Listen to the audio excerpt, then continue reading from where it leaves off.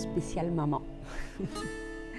Papa aussi, hein, parce que bon, les enfants, ils peuvent te dire ça, ils peuvent le dire au père aussi, mais bon, plus pour les mères, je pense, parce que je vais parler en tant que femme, donc ce sera plus profitable pour les femmes.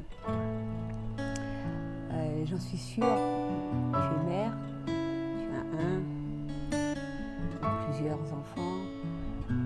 Je pense que ça t'est déjà arrivé, ou si ça t'est pas encore arrivé, ça risque de t'arriver. Que ça t'est déjà arrivé qu'un jour ton enfant te dise « Maman, tu me dois telle somme ». Ou tu m'as prêté cet argent, tu ne l'as pas remis, tu m'as pris cet argent, bref.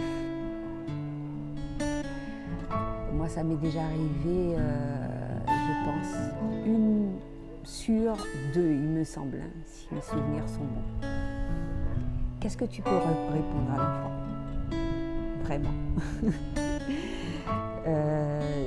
Il me semble, la première fois, il me semble lui avoir dit que oui, que j'allais lui remettre. La deuxième fois, je n'ai même pas répondu. Pourquoi? Parce que je lui permets de faire cette erreur, parce qu'elle n'a pas conscience de ce qu'elle dit, et parce que moi-même, ça m'est déjà arrivé de le dire à ma propre mère. Et c'est pour ça que, en étant devenue mère, moi, je peux comprendre cette façon d'agir ou le fait que l'on dise cela, parce que ça m'est arrivé et j'en ai pris conscience de me dire que lorsque moi-même j'ai été mère. Parce que il aurait fallu que je réponde, j'aurais bien pu dire, mais sans même parler de dépenses, mais uniquement répondre à l'enfant et lui dire « Je t'ai porté 9 mois ».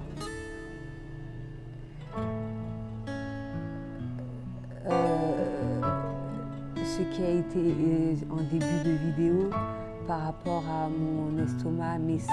Quant à mes seins, n'en parlons pas.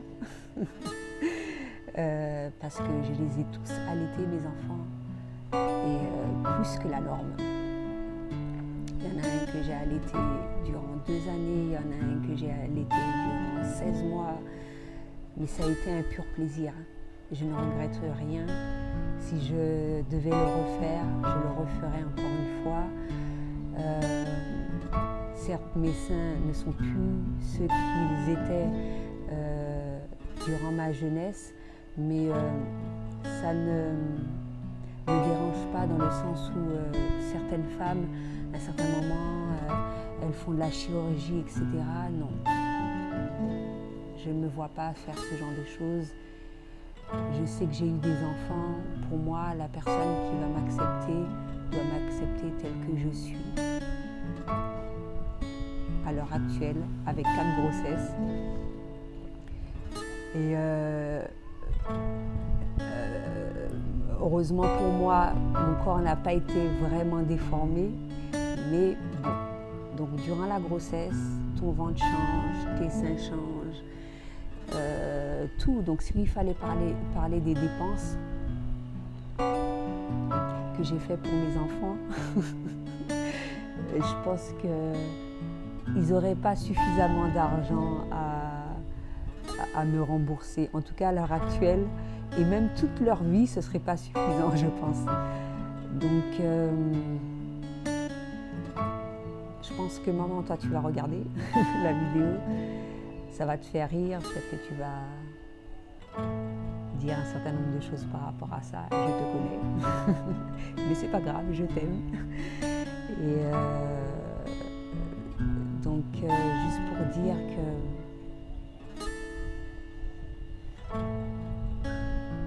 la prise de conscience, ça se fera, j'espère pour eux, qu'ils auront la possibilité d'avoir des enfants comme moi j'en ai eu, et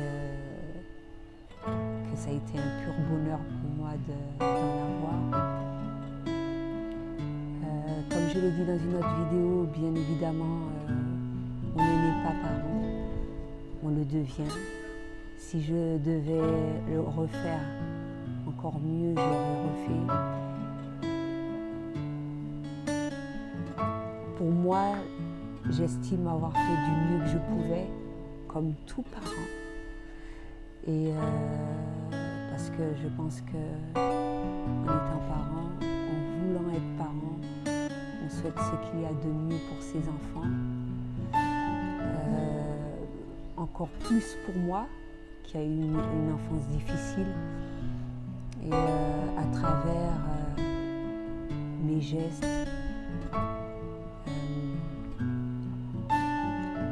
mes paroles, à travers toute mon éducation, j'ai essayé de faire encore mieux que ce que moi-même, que ce que ma mère a fait. Pas parce que je lui reproche quoi que ce soit. Comme je l'ai dit, elle a fait du mieux qu'elle pouvait. Mais je dis ça plus dans le sens qu'il y a certaines personnes qui vivent un certain nombre de choses. Au contraire, ils reproduisent les mêmes schémas, même s'ils ont conscience qu'ils ont souffert d'un certain nombre de choses.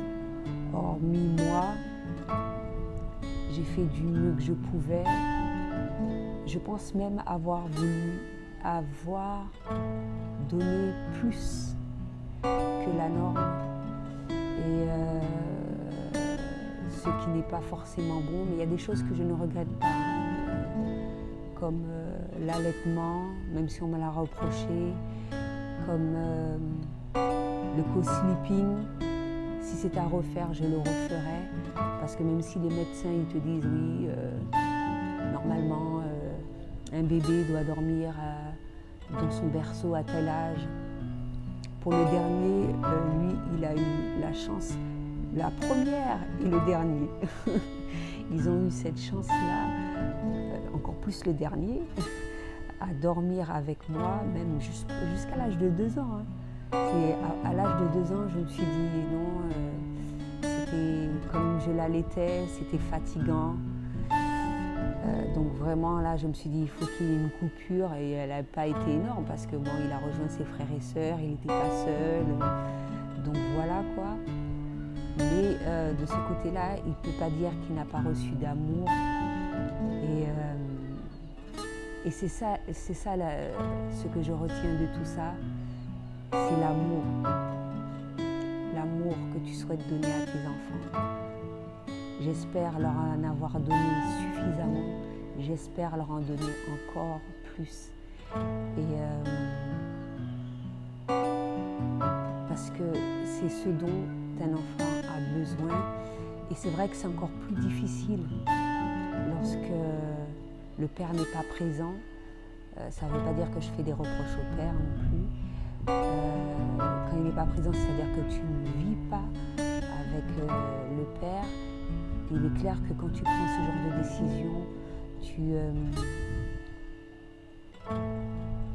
tu penses pouvoir rester avec le père, mais ça se passe malheureusement pas comme ça.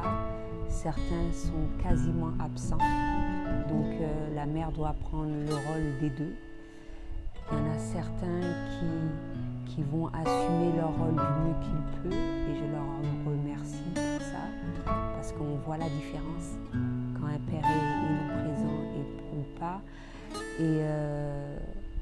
Mais qu'il soit présent ou pas, c'est clair que c'est pas la même chose quand les deux parents vivent sous le même toit, quand l'enfant a l'amour des deux parents constamment. Le travail d'une mère célibataire est énorme, surtout quand tu as à charge 4. Il y en a qui en ont plus. Quand tu travailles à ton compte, quand tu dois prendre soin de toi aussi, etc., etc. c'est une charge énorme, mais j'ai fait vraiment du